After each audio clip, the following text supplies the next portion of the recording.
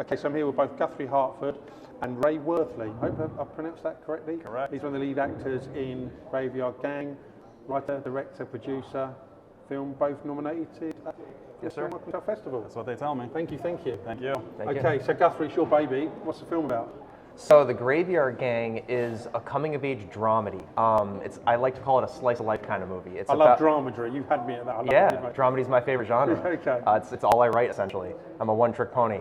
So it's about a tightly knit group of friends in their mid to late 20s. They're all at drastically different points in their lives. One's about to get married to his high school sweetheart. That's Ray's character. One's an aspiring screenwriter. He wants to move out to LA and pursue his passion of screenwriting. That's our main protagonist. And the other two are kind of just coasting through life. They don't necessarily know what they want to do just yet.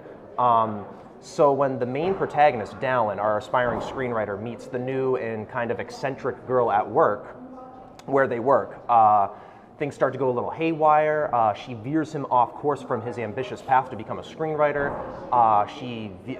She draws him down this dark and twisted road, and as the story progresses, as I said, things start to go a little haywire, and she acts as this major distraction. And we as the audience all members, women do that. All women do that. It is based off of real life experience, so we'll get to that. As she does that.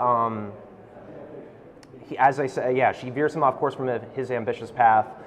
Things start to go haywire, and we as the audience members kind of start to question, how is he going to get out of this? How is this going to end up? And that's basically the gist of it from the surface. So. No, thank you, because this kind of reminded me of, I don't know if you watched the Office, the US Office, with all the bits in the warehouse. Yes. It really reminded me of that. So tell me, your story, how did you become part of this ensemble cast?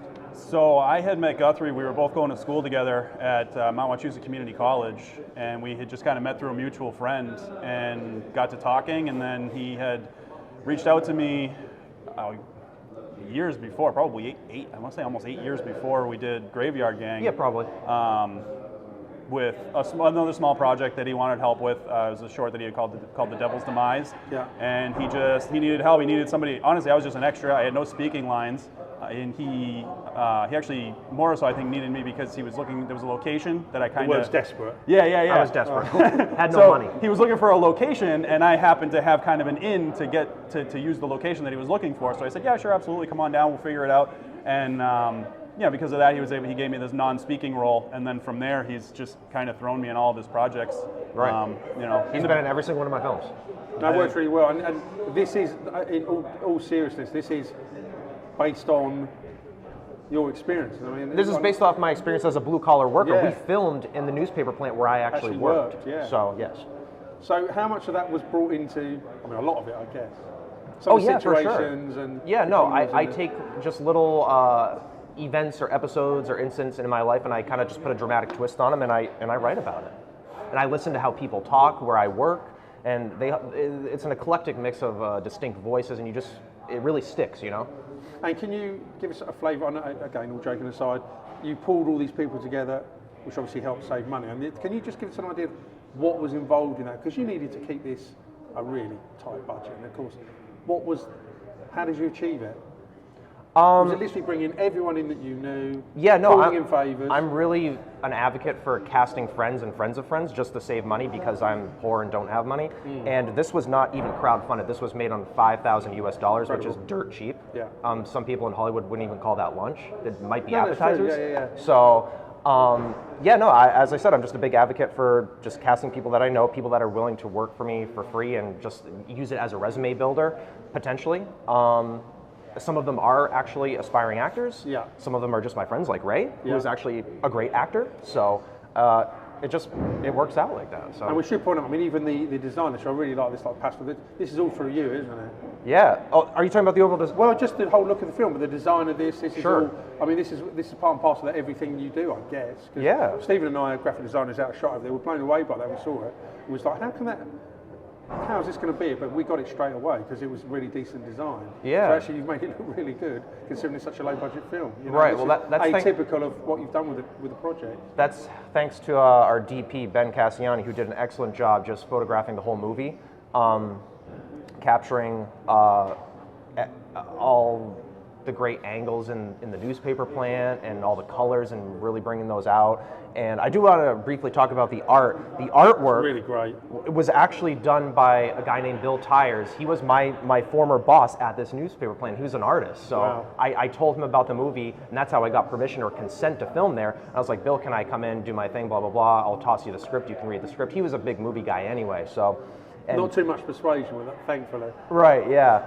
And he read the script and he really liked it. And he's like, yeah, you can come in and film like during off hours, like on weekends and stuff when we're not here. And then he actually came to me and he's like, would you mind if I did your movie poster? I'm like, yeah, of course, that's awesome. More money saved, yeah. Tick. More money saved. He did not charge me. He did it out of the sheer It's really good. passion, of the project. And getting back to I know you're saying off hours, but we are talking about a plant that's in use. Yeah. I would have thought constantly if it's in use, because I always had the assumption it'd be 24/7, but Well, you got to figure the newspaper industry is a dying industry. It's almost extinct now, at least in the U.S. I don't know how it is here. it's tough. I mean, Yeah. with like for ours, it's because it's a bespoke publication, obviously it's different, and we have a targeted audience. Yeah. So we do well, but with circulated media, it's a killer.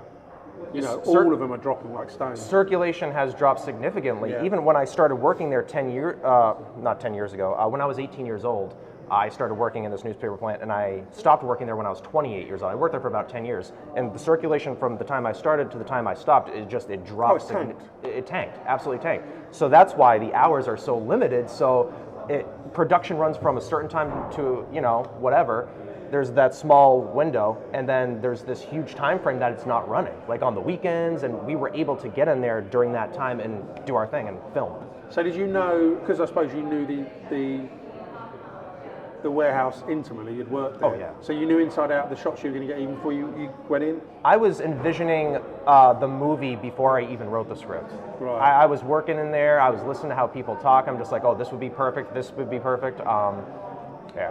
I was playing around with all that in my head well before I put the pen to paper.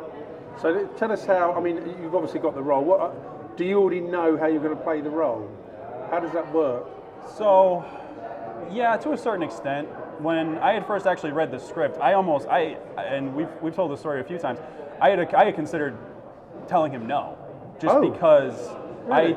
because I honestly, he told me the role that he wanted me to play, sent me the script. I started reading through the script and I realized, okay, like this is obviously going to be a lot. It's going to be more than I've done. Usually a lot of stuff that we did before was just little short films and everything else. And then there was a particular scene in the film between myself and the main character, and I literally looked at it and I thought to myself, okay, this is a real emotional scene. This is like a real emotional scene. This could be more than maybe I can handle. And I was honestly thinking to myself, like, I don't know if I can do this, and I don't want to ruin this. I don't want to ruin his movie because I know this is going to be a big thing for him. So I was really nervous, really apprehensive about it. Did he say he didn't know that, or he did know that? No, I don't think so. I don't know if we had any conversations prior to that.